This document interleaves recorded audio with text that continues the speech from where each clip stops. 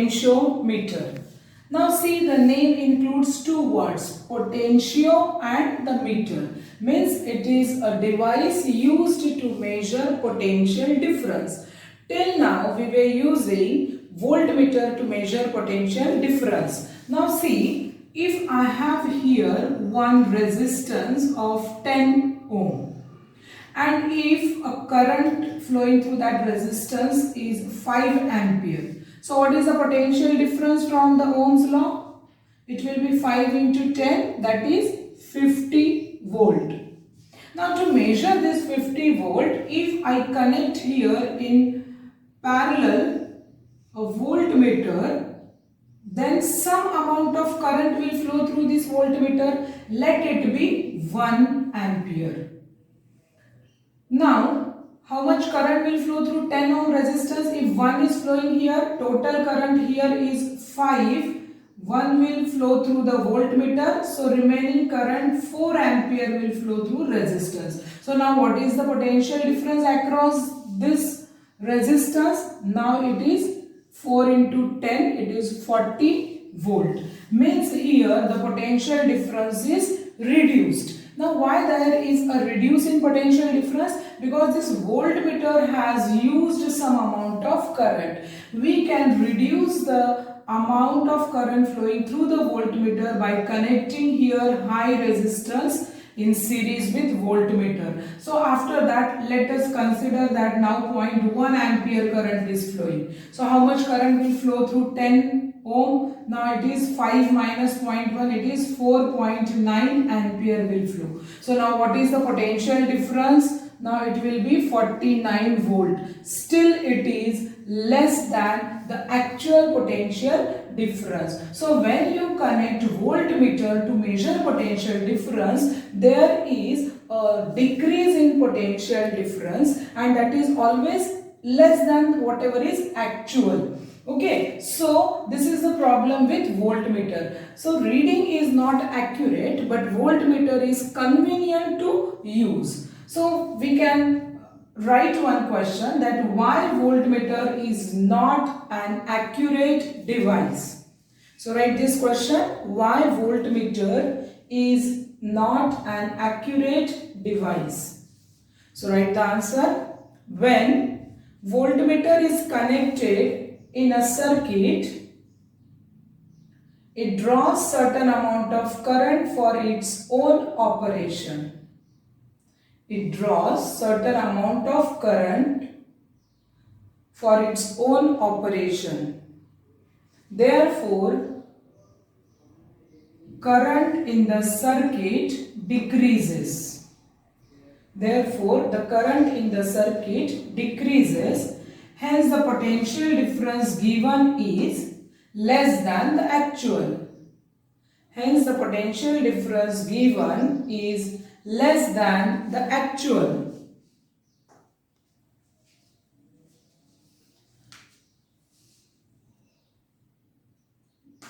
So now see here, now I have two cells, cell E1 and cell E2. So this is cell E1, this one is E2 and it is connected to one galvanometer. Now you see, if E1 is greater than E2, if E1 is greater than E2, what will happen? The current will flow this way. Galvanometer will show one side deflection. Now if your E2 is greater than E1, E2 is greater, so now the current will flow this way. So the current in the galvanometer is in the opposite side. You can say that if the P and Q2 points are taken, the potential difference will be there when E1 is greater than E2 or E2 is greater than E1. But if your galvanometer shows zero deflection, what it means? It means E1 is equal to E2. No current is flowing through the galvanometer, means the potential at point P and Q is same. That is E1 is equal to E2. And if E1 is known to you, then can tell EMF of E2. Because if this is known, then you can say that E2's potential difference or EMF is this one. So if E1 is known, you can find out E2. Now here you see, when current Ig is 0, it means no energy consumption.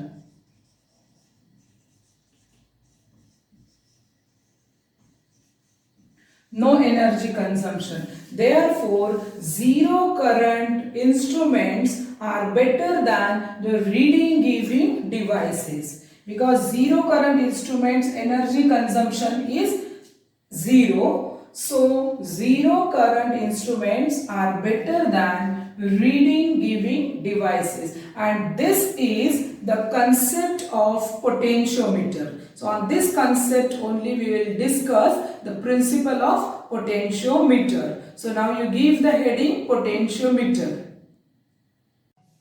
Potentiometer is a device or apparatus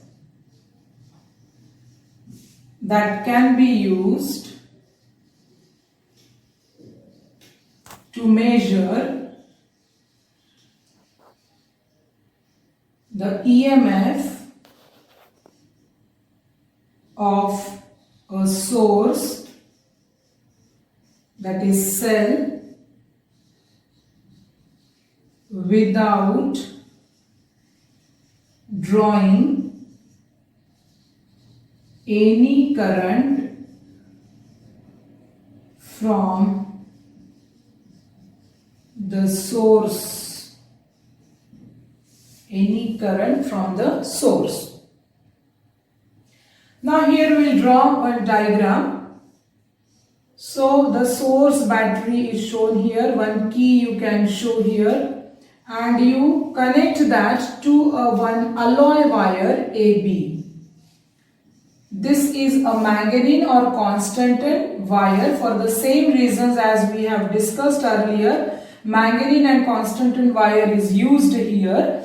So now when the battery or a cell is connected with AB wire, then the current I will flow and the potential difference across the battery VAB will be equal to the EMF of the battery. Okay, now to measure the potential differences, here I am going to use one voltmeter. Positive terminal here, and this side is your negative terminal. This side will connect a jockey, and we will touch the jockey at the different segments of this AB wire. Okay. Now you see, first this positive terminal is connected to A. So current is flowing this way. Suppose EMF of this cell is 10 volt. Means the potential at A point is 10 and the potential at B point is suppose 0 volt. So what is the potential difference? It is 10 volt. Means when you go from A to B, the potential will decrease. So suppose the potential at point 1 is 8 volt. Potential at B is suppose 6 volt. Potential at C is suppose 4 volt, because it is decreasing and so on. So what is the potential difference between A and first point? 10 minus 8 is 2 volt. Potential at A and the second point is 10 minus 6. So it is 4 volt. So on potential difference between A and third point, 10 minus 4 is 6 volt. So you see the potential difference increases. When you reach at point B, the potential difference will be 10. So this is the potentiometer principle. So you give the heading principle of potentiometer. Right. It states that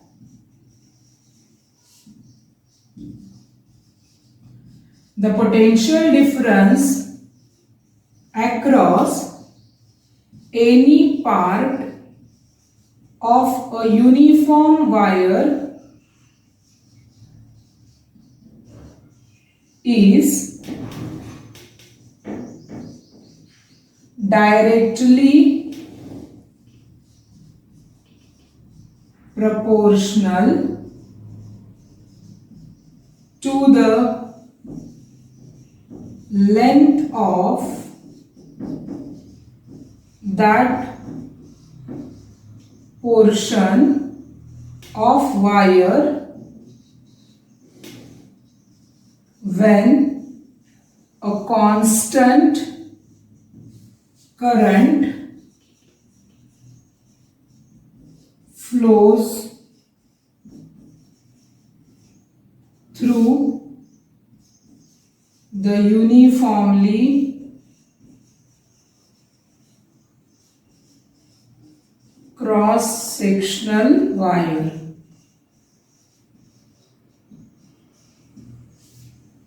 So what is the principle? It states that the potential difference across any part of a uniform wire is directly proportional to the length of that portion of the wire when a constant current flows through the uniformly cross-sectional wire. So we will prove this also, what the principle is saying. So from Ohm's law,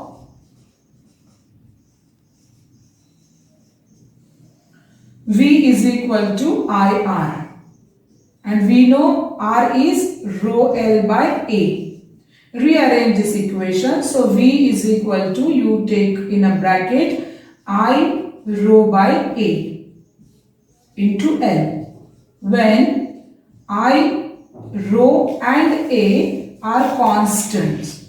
See, same we have written here in our statement also, कि when constant current flows through uniformly cross-sectional wire.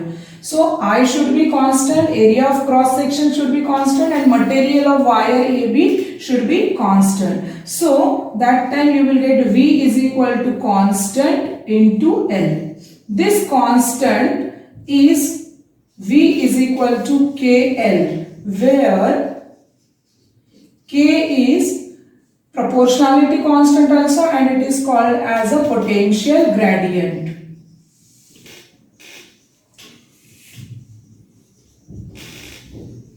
So you can write V is directly proportional to L. This is the mathematical statement of the principle of potentiometer. Or also you can write K is equal to V by L, that is equal to constant. So another statement of principle also you can write, that the potential gradient is constant. Second statement you can write, the potential gradient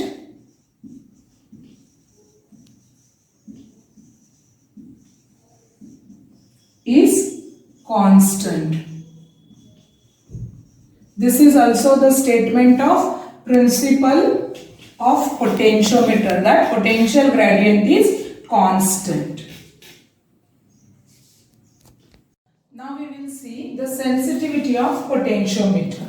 For example, this length of AB wire, if it is 1 meter, AB length I am taking 1 meter, means 1000 millimeter. Because minimum reading you can take as a millimeter, 1 millimeter. So that is why I have converted. If the potential difference across AB suppose is 5 volt, means instead of 10, if it is 5 volt, then what is potential gradient VAB by L? VAB by L. It will be 5 upon 1000. So that is 0.005 volt per millimeter. No voltmeter will measure this much small potential difference per unit length. Now if I take, instead of 1 meter, if I take a 10 meter long wire, 10 meter, length of AB wire is 10 meter, so it is 10,000 millimeter. Then what is potential gradient here? K is equal to VAB by L. So it is 5 by 10,000. So it will be 0.0005 volt per millimeter. See, you can take the minimum reading in 1 millimeter, not less than that. So that time your potential gradient is 0.0005 volt. Means when your jockey is on 1 millimeter, the potential difference will be 0.0005 volt. See, that much accurate reading we get with the help of potentiometer. So here you have observed that if the length increases, more accurate reading you are getting. So that is called as a sensitivity of potentiometer. So you write that sensitivity of potentiometer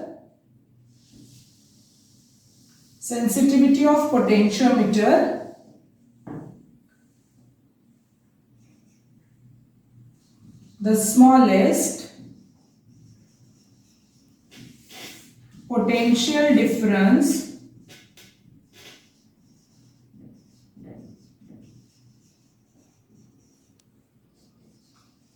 that can be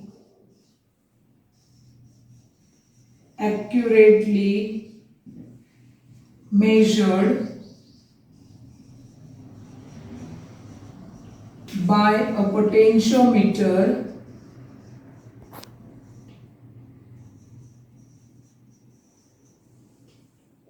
is known as sensitivity of potentiometer. Now how can you increase the sensitivity of potentiometer?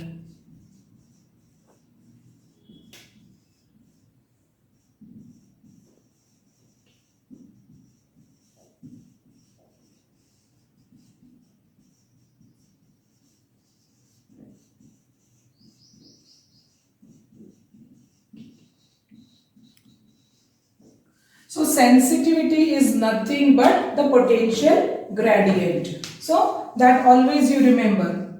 Sensitivity is equal to potential gradient. Now what is potential gradient? K is equal to, we have two formulas. K is equal to V by L, as well as you can write K is equal to I rho by A. So we'll take the help of this. Now you need the K value less. If you want the apparatus more sensitive, your potential gradient should be very less. Now the K value is, we want less, means this length of the wire, AB wire, should be very large. So first point we will write how we can increase the sensitivity. So first point we will write by increasing the length of potentiometer wire. But since once the apparatus is made, you cannot increase this length of the wire, so you have the another option also. What is that? You need this K value less, means I you can reduce. So by decreasing current in potentiometer. How you will do this? With the help of rheostat. So here we use the rheostat to vary the amount of current, because once the apparatus is made, you have only this option to change the current in the circuit. Sometimes instead of that, one more thing we can do, that by connecting high resistance in series with source battery. Why it is used high resistance, purpose is to decrease the current only. So main thing is that to increase the sensitivity of potentiometer, you have to decrease the current in the circuit. To decrease that current, we use here rheostat, or even you can connect here high resistance. Here in the potentiometer apparatus, a long wire is used that increases the sensitivity of potentiometer. Now we have to see the two applications of potentiometer. First application is the potentiometer is used to compare the EMF of two primary cells, and second to find out the internal resistance of primary cell. Now if E1 cell is taken in a circuit, so your connection will be like this. You have to insert the key to connect E1. Now when the current is flowing through this, you are getting suppose the null point at J.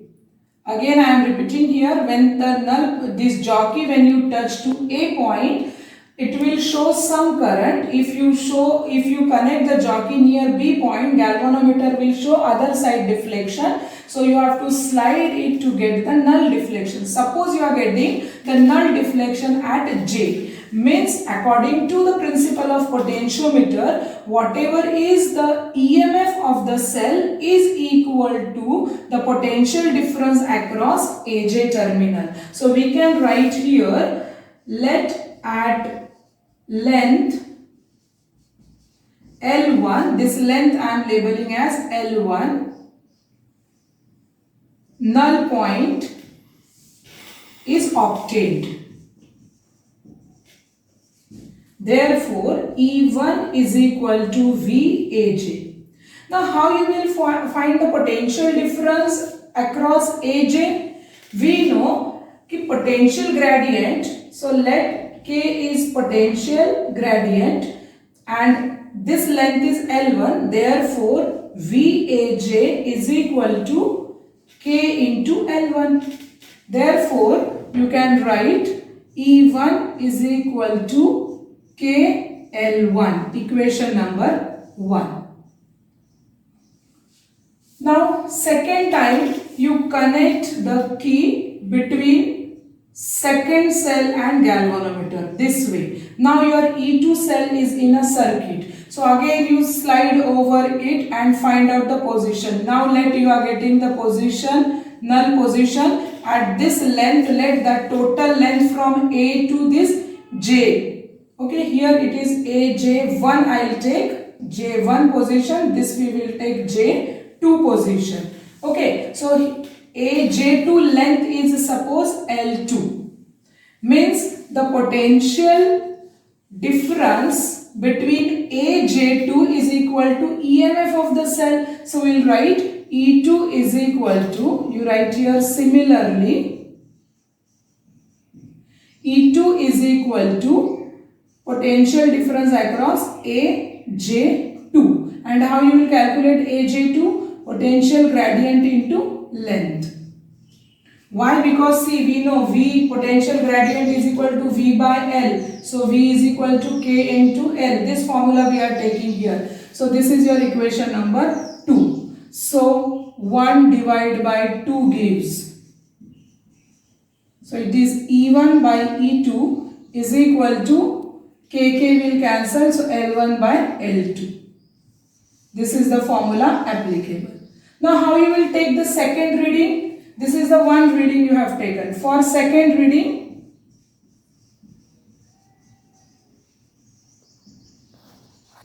vary rheostat. So what will happen when you vary the rheostat? Your resistance will change, R will change, or you are introducing some resistance in the circuit, you are decreasing current or you are increasing current, so your potential gradient will change, because when you change the resistance, I will change. One more formula I told, potential gradient is V by L and it is also equal to I rho by A. You are changing I. When I changes, K will change. and if your K changes, then your V will change. So VAJ1 and VAJ2 will change. So here again L1, L2 values you will get different one, but ultimately your ratio will come same. Okay, then the third time again you vary the rheostat, again take L1 and L2, find out the ratio, take the mean of that. This way you can compare the EMF of two primary cell using potentiometer. Now you take the second application, that is to find out the internal resistance of a primary cell. So main basic primary circuit is same here, that through potentiometer wires the constant current I is flowing. So now the potential difference across AB wire is equal to whatever is the battery eliminator's potential difference. Now here we have to find out the internal resistance of this primary cell. Let its EMF is E. Now we will connect here one shunt resistance box S and one key we will connect here. Then this combination we will connect to galvanometer. To save galvanometer, resistance box we will connect if required, and then we will find out some null positions. Okay, this way. Now you see the working. Now first you keep this S key open, means what? No resistance is connected with the battery, this cell, means the cell will show the potential difference that is called as its EMF, and that EMF will be equal to the potential difference across AJ1 length. Okay, so let AJ1 length is called as L1 length. Okay, so now we will write that E is equal to potential difference across AJ1 length. And how we will calculate that? Again same one, V is equal to KL. So V is equal to KL. So potential gradient is K into the total length. So here we will write KL1.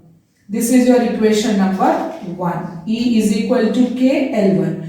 Now you connect this key and introduce some resistance with the help of resistance box. Suppose 2 ohm, 3 ohm, 1 ohm, 5 ohm, like that. Means now your cell is in a circuit. So potential difference across this cell is called as a terminal potential or terminal voltage. So again, when you introduce some resistance here, again you find out the null length.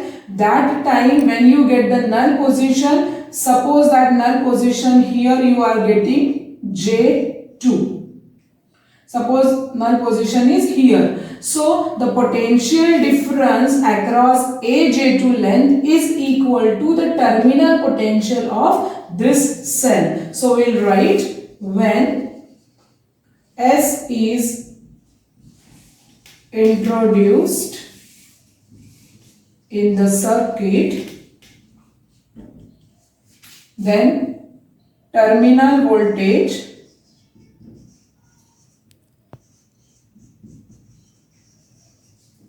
V is equal to, we will write VAJ2. And how you will calculate? Potential gradient into L2, equation number 2. So you will get 1 divided by 2. So you will get E by V. So it is L1 by L2. Equation number 3. E by V is L1 by L2. This is your equation number 3. Now in the cell topic we have discussed internal resistance R is equal to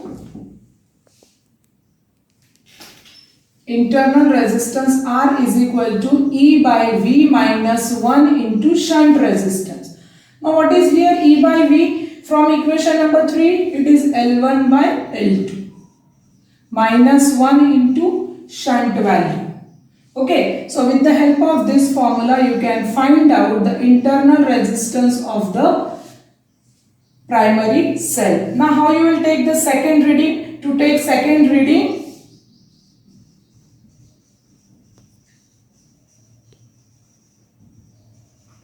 you change S. When you change S, your L will change, E by V ratio will change, and you will get another reading here. Okay. Again, one more way you can do by changing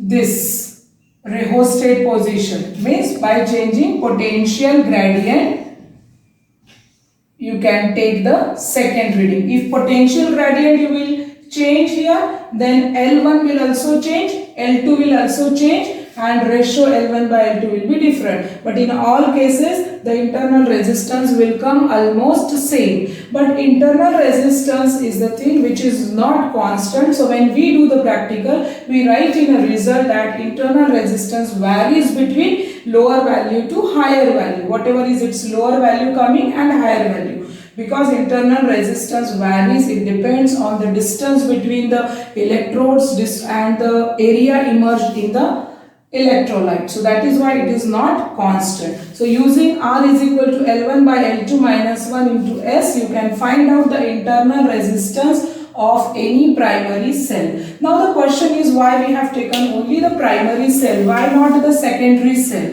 So we cannot measure the internal resistance of secondary cell because the internal resistance of secondary cell is very, very small.